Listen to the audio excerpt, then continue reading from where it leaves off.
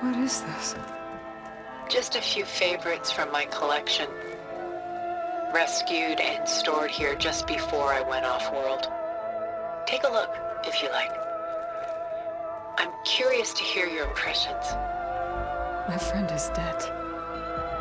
Beta and Gaia are gone, and you want me to look at old paintings? Don't be so quick to dismiss the comfort we can find in art, or the insight we might gain.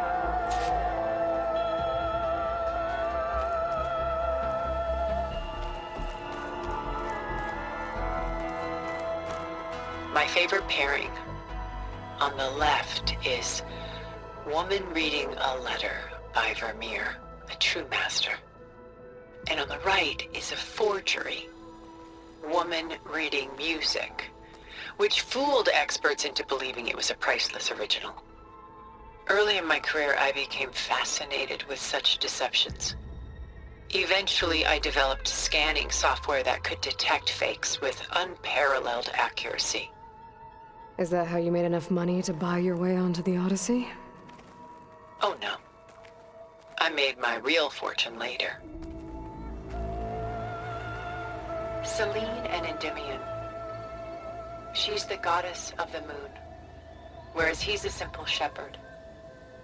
Beside her is the god of love, Cupid. So she's sneaking up on him? More like visiting him in secret. The torch that Cupid bears represents Selene's undying infatuation with him. Though the two must remain apart, her love will forever burn.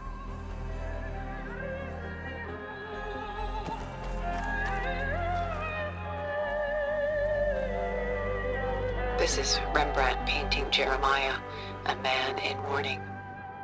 Mourning what? His home. The ancient city of Jerusalem. He foresaw its impending doom, but could do nothing to prevent it. So instead, he saved its treasures from destruction, just as I saved these works. You could say we're kindred spirits.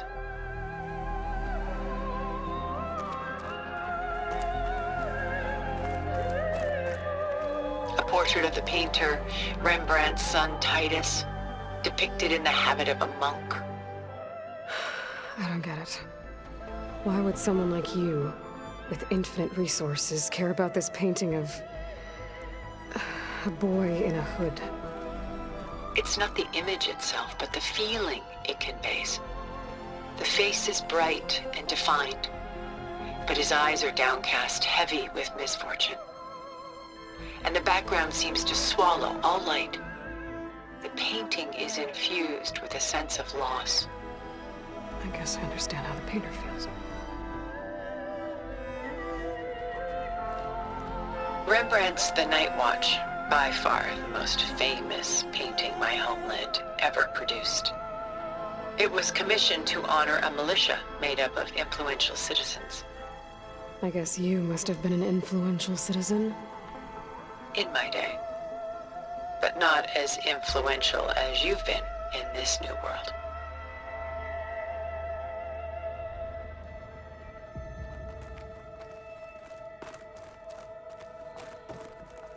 The Gust, by Willem van de Velde, the most famous of his many maritime paintings.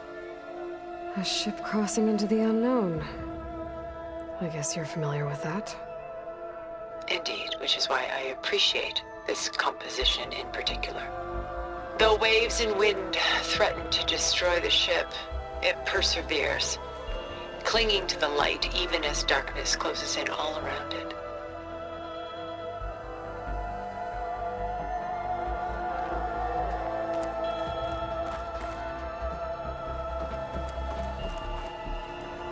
Stunning, isn't it? Paintings were the only masterpieces of my people's golden age. This is Van Vianen's Lidded Ewer, molded from a single sheet of silver. What was it for? How like Elizabeth you are. Function over form. Its practical purpose was less important than its meaning. Van Vianen created it in honor of his late brother, who himself was a famous silversmith. A memorial. Yes. Such beauty from sorrow.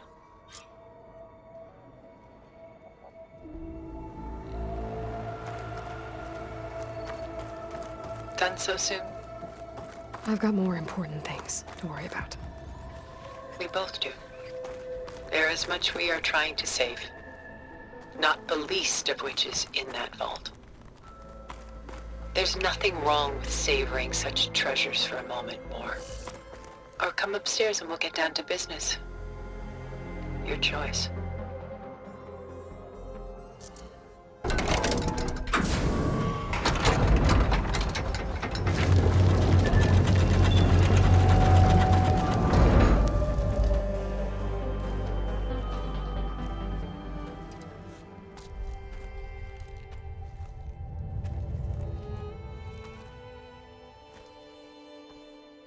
There you are.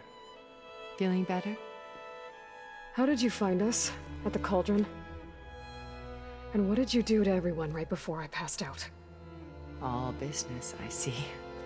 Well, suffice it to say we were keeping a very close eye on Hephaestus, knowing we would need it at some point.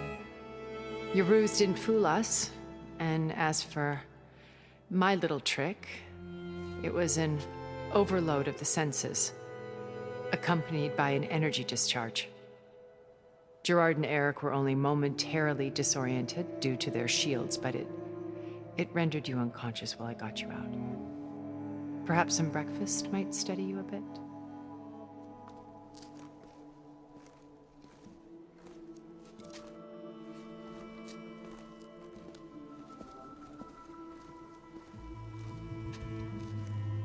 This was your house.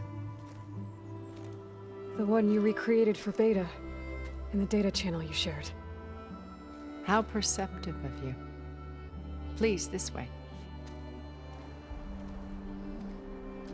After everything your people have done, you think I'm just gonna sit down and have a chat with you? They're not my people. They never were, and especially not now. You shot off into space with them, and lived with them for 1,000 years before coming back. So what made you suddenly turn on them? Quite simply, this. My old focus. You repaired it? But that means you've seen. Incredible things.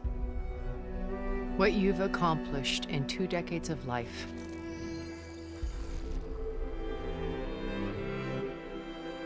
A 1,000 years at my back and I haven't even come close.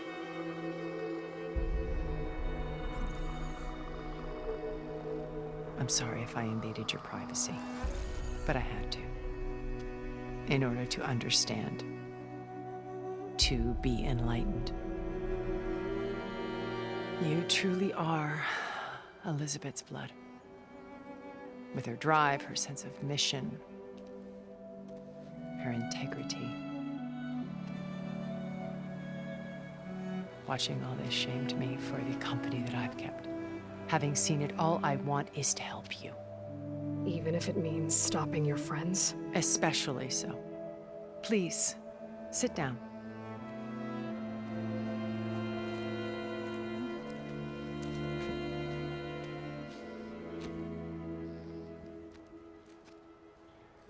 There. That's better. Now, we must recover Beta and Gaia at all costs. By now, you must know that Gerard intends to use Gaia to reboot the Earth's biosphere. Remaking this world to specifications that would only suit us immortals. This process will kill every living thing on the planet. He calls it a clean install. Not if I stop him first. Not if we do. And once he and the others are gone, we can work together to fulfill Elizabeth's dream. I'm sure Beta told you that there's a build of the Apollo database on board our ship. A complete collection of human knowledge. With that and Gaia, We could do everything Elizabeth wanted. Heal the biosphere, educate the people of this world, uplift them. Create the world she imagined. Let's not get ahead of ourselves. From what I've seen, your friends are invincible. I do wish you would stop calling them my friends. And they're not invincible. In fact, a friend of yours has found a way to defeat them. Silence. Oh, he's been a busy bee, building an army powerful enough to crash through Gerard's precious base. Regala and her rebels. Even now, she's preparing a final march on the Tenakth capital. When she wins, she'll have the entire tribe under her control. Hundreds of warriors and machines to throw at the base. She's been duped. They'll all perish, of course. But it should be enough to break Gerard's defenses and allow Silence to kill him. Along with all the others. Using the new weapon he's developed. Yes, he's found a way to circumvent our shields. Truly an exceptional man. He's planned for everything. Except you and me. You see, while his army is battering down Gerard's doors, you and I will sneak in through a back way. One that only I know about. While Silence and my friends are busy battling each other, we'll take back Beta and Gaia. I told you I want to help you.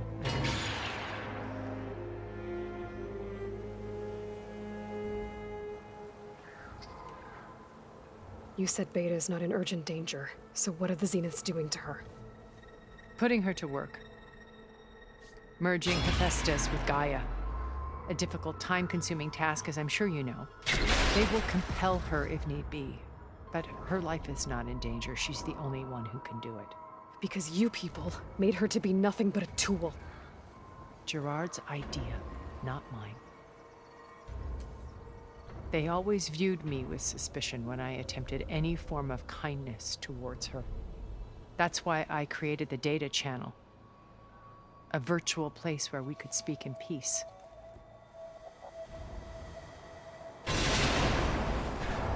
My old focus. How did you find it, let alone repair it? When we encountered you at the Hades Proving Lab, Gerard saw you as a redundancy. I knew better. You were a revelation. After your dramatic escape, bravo, by the way.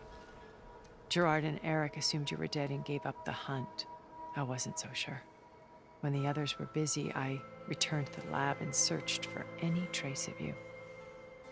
That's when I found this little treasure. Not easy to repair, but certainly worth the effort. As I watched your life unfold, you were like a splash of color on a worn canvas. What Liz was, and more. Did you show it to the others? Of course not. It was your actions that inspired me to defy them. It's worth noting that if I hadn't found it and watched its contents, I wouldn't have known to save you at the cauldron. You'd be dead. So I should be grateful? If you like.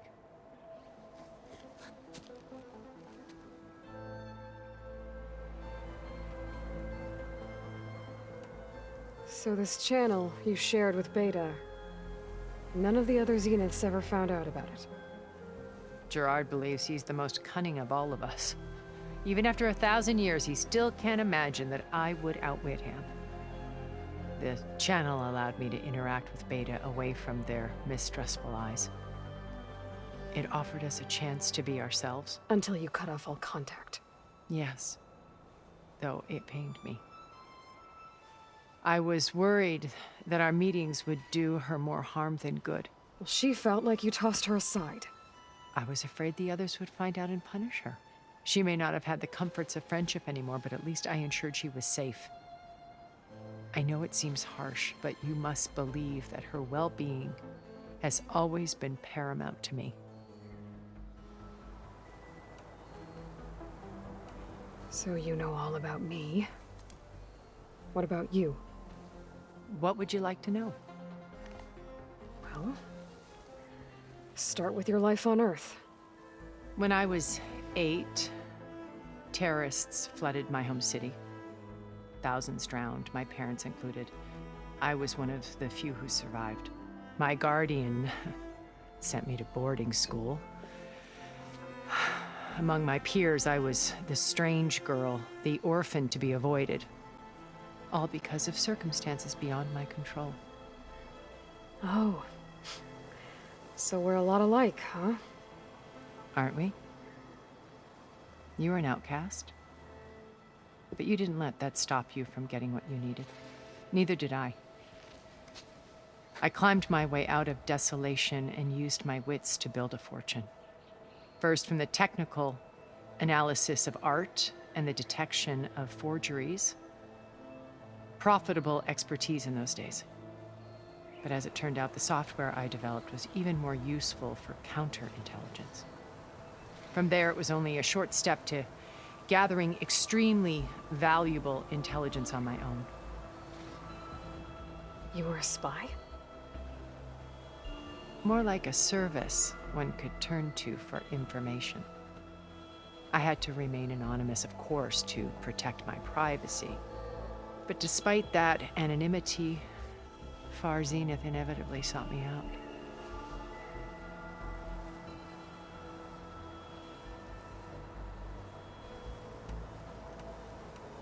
Why did you make the data channel look like this place?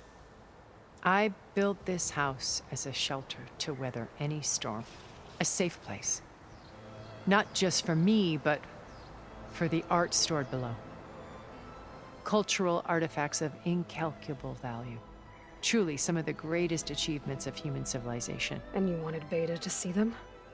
Yes. Her upbringing was so cold and technical. I thought if she could experience Vermeer and Rembrandt, it would bring something else into her life. A heritage every bit as valuable as the scientific and technical data being drummed into her. I'm sorry I had to cut off contact, but I'll never regret sharing this house with her. She needed its shelter even more than I did. What happened when Far Zenith approached you? They painted an irresistible vision of humanity's future. One where we need not fear illness or death, where we explored the furthest reaches of the stars and thrived. It was only later that I realized that they only intended to bequeath this future to the rich and powerful. By the time I finally figured it out, the walls were closing in, Faro's machines were devouring the Earth.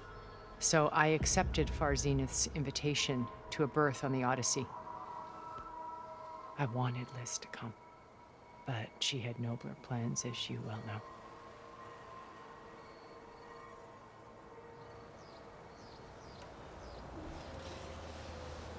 Beta told me your colony was destroyed. That you came back to Earth because you had nowhere else to go. It's true. After we reached our destination, a planet in the Sirius star system, we spent decades building a new home. The physical constraints of Earth, the boundaries of mortality, gone. To think of what we could have done with it. It might have been a utopia. Instead, we stagnated, absorbed in effortless comforts and virtual realities. It took a cataclysm to finally yank us out of our stupor. What happened? A massive geological event. We knew of instabilities in the planet core, but we underestimated them. By the time the collapse was upon us, it was too late to stop it. Only a few of us made it to the ship in time. We set course for Earth, the only safe harbor left to us. Which you decided to make unsafe for anyone else. Not me. Gerard. He believes it's better to wipe the canvas clean than work around the smudges. No more primitive tribes, no more combat machines, only a blank slate to do with as he pleases. But we will stop him. All we have to do is get into that base.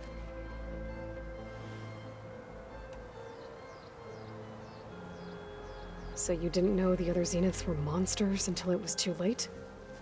I knew some of them were, certainly. It wasn't until we were off-planet that I understood the true scope of their greed. I was grateful to simply be alive, but the others became obsessed with a kind of effortless immortality. They built a colony where machines serviced their every need, where any memory or fantasy could be endlessly savored in virtual reality. It wasn't life.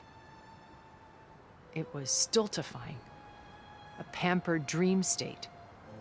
As the decades passed, I withdrew more and more, alone yet again, but this time with eons to consider my mistakes. Now, finally, having met you, I feel like I have a second chance. To do what? Help you, of course. To fulfill Liz's dream, which isn't so different from Far Zenith's original vision. A better future for humanity.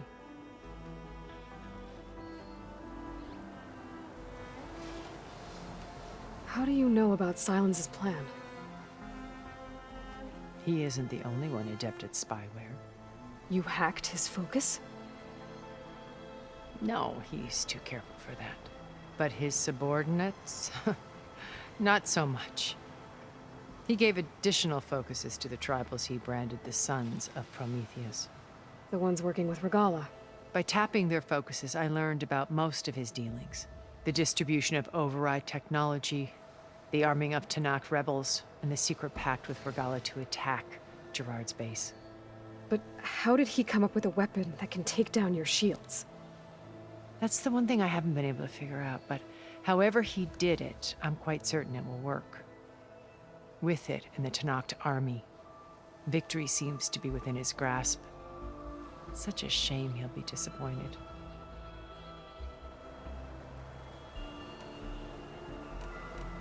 What exactly is your plan to sneak into the Zenith base? We will make use of a lesson I learned from an early age. Always know your exits. In this case, a place where Gerard's new construction meets the ancient foundation, a passage that only I can access. When Silence flings his army at the base, we will enter through this back door, bypassing most of the fighting. The distraction will provide us with a window in which to rescue Beta and Gaia. Once we're inside the base, where will we find Beta and Gaia? Here in the command center. By then, Gaia will have been reunited with all of its subordinate functions, including Hephaestus. What about the alpha build of Apollo on your ship? A simple matter of recovery once the others have been dealt with. With that in hand, we'll have everything we need to make this world as it should be. So you knew Elizabeth. What was she like? Liz was everything she was. I see in you. And more. Your ingenuity, your determination, your moral compass. You've managed to distill her greatest qualities and make them your own. I'm not asking about me. Tell me about Elizabeth. What was she really like? The honest answer is that I don't actually know. For all the time that I spent with her, she always kept a part of herself locked away. It was like that from the moment we met.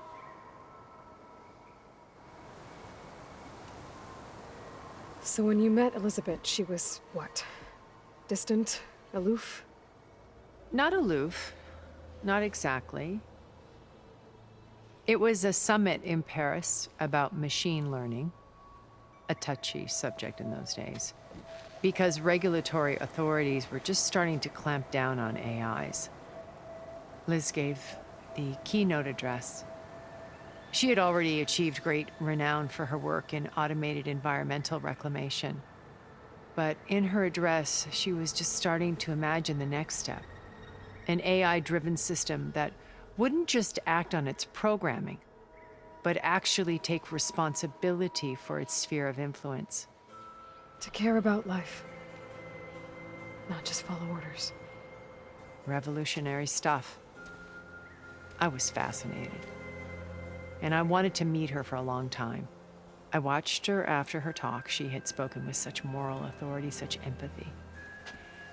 But after that, she retreated. I could tell she felt uncomfortable with all of her admirers. It was as if giving the talk had cost her something. I didn't want to be a pest, so I planned my approach carefully. Regala's only interested in killing Hekarro and waging war on the Karja. What does she have to gain by attacking Zeniths? It's the price she must pay for her war. Without the ability to override machines, her little rebellion would have languished in the desert. So she trades with the Sons of Prometheus. Machines to help her overthrow Hekarro. In exchange for an assault on the base. Pride has deluded her into thinking she can actually survive such a battle. And all without ever knowing who the Sons of Prometheus really answer to. Yet for all of Silence's brilliance, still he underestimates you. That blind spot is what will allow us to take Beta and Gaia right out from under him. While hundreds of Tenakth are cut down outside. So how did you finally approach Elizabeth after her talk? I picked the right moment. The morning of the next day, right as she came back to the conference, she had just had her coffee. She was fresh, rested. It was like she had braced herself for the onslaught of colleagues. I asked if I could walk with her, then put forth a question about her talk that I thought was intelligent. Her answer made me realize it wasn't, but she was very welcoming. Almost as if we were previously acquainted. It was only halfway through the conversation that I realized she knew exactly who I was. It was quite a shock to me. My business was trafficking in secrets, and I took great pains to protect my anonymity. So that was Liz, perpetually one step ahead. I came to view our meeting as a metaphor for our friendship. She always seemed to know me far better than I knew her. I guess I know the feeling.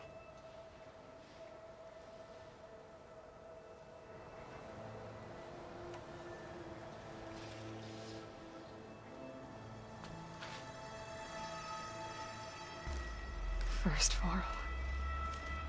Now Hekarro and the Tenakth. Your plan would wipe out an entire tribe. There has to be another way.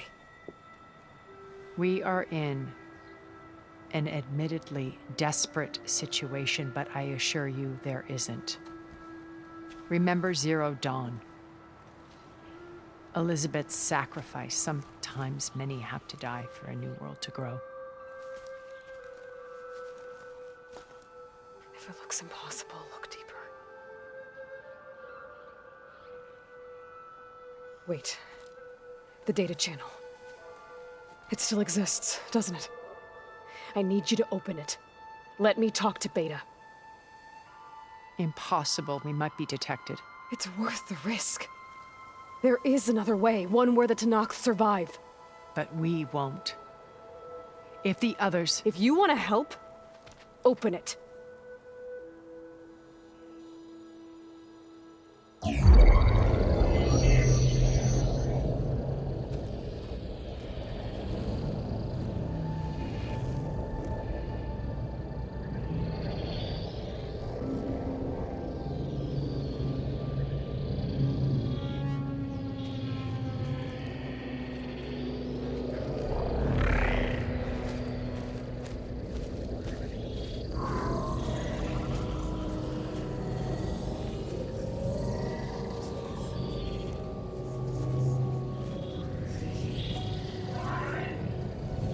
What are they doing to her? Virtual reality dissociation.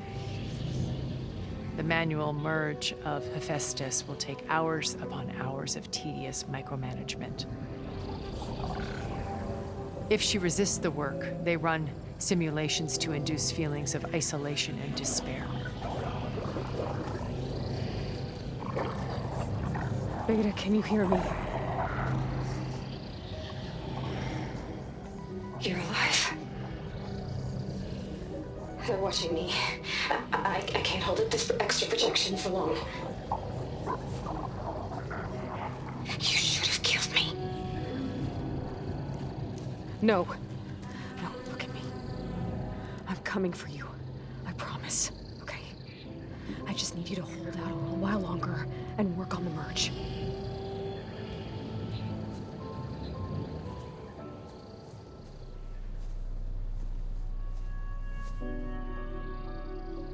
Then I think it can be done.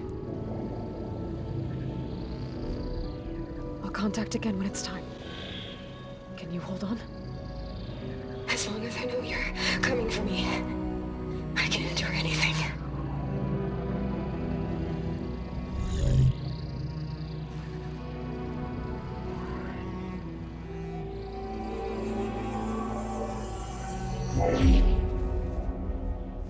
All right.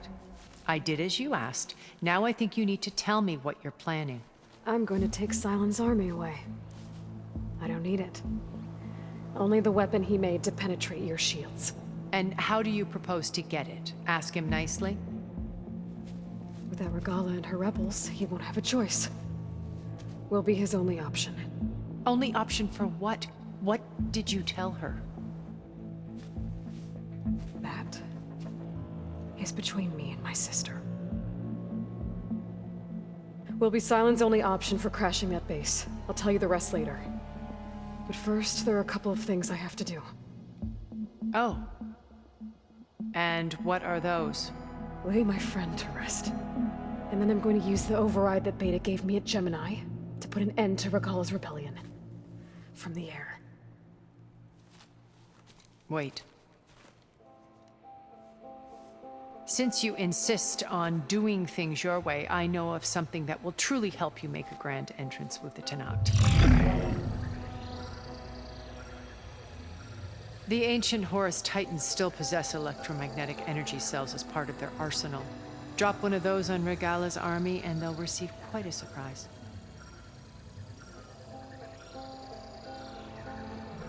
So go, do what you must. I'll come to your base if you manage to bring Sylens to the table. Not if. When.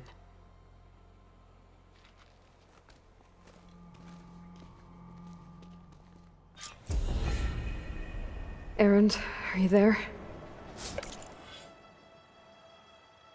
Aloy. Aloy, is that really you? Yeah, it's me. Where's everyone else? We're all... We're back at base. What happened? It might be easier to explain in person. I'll try to join you there when I can. Okay. We'll wait here for you. It's good to hear your voice, Aloy.